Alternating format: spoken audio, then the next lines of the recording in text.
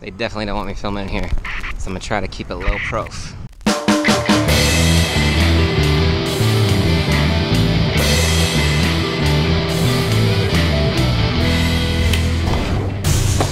Street food. It's like this, people.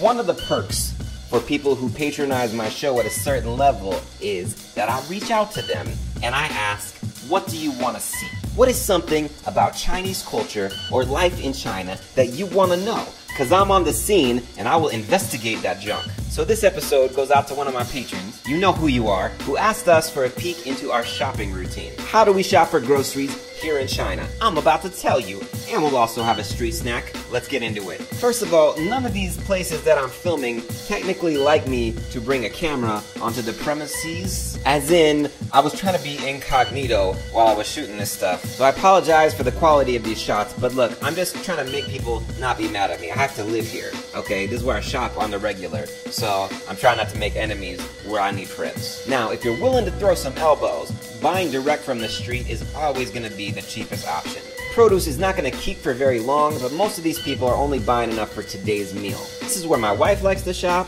I don't usually like to deal with the crowd, so I walk a few steps down the block to this little vegetable market. In Chinese, you call this place a cai dian. This is where I buy the majority of my vegetables. I buy eggs here as well, and if you want to get fresh tofu, fresh mantou, or fresh noodles, they have that too. Great option because it's pretty much just across the street. Now I gotta be honest, I really do miss thrice washed spinach from an American grocery store. Leafy greens, you know, everything that I buy here is pretty much caked in mud. I gotta thrice wash it myself. It's fine. It's just that American grocery stores arrange things in a way that appeals to me as a Westerner, and you don't even realize that you miss it until you live away for a while, and then you come back and you find yourself standing in the aisle of the grocery store just weeping for the beauty of it. That's real talk. I've cried in the grocery store more than once.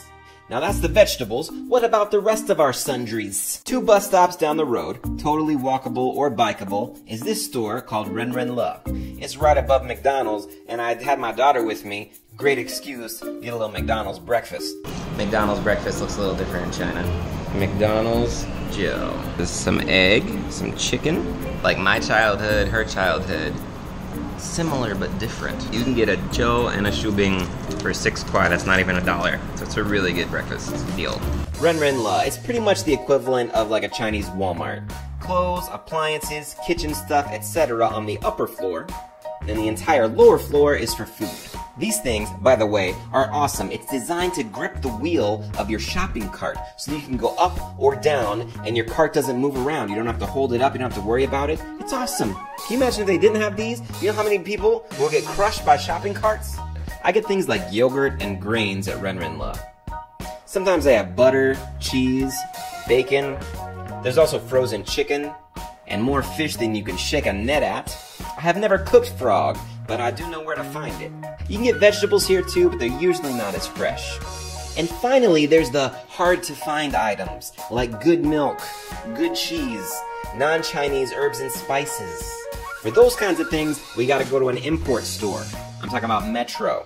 I think Metro is a Belgian or a German store. We have 2 of them here in town. It's essentially like a big warehouse store full of imported goods, and I rarely make it out of there spending less than $100. I come here for corn chips, coffee beans. They even have some frozen pizzas.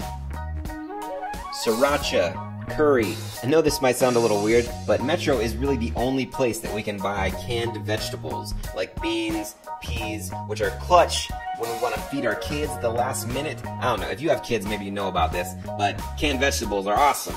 If I want a can of something, I gotta go to an import store.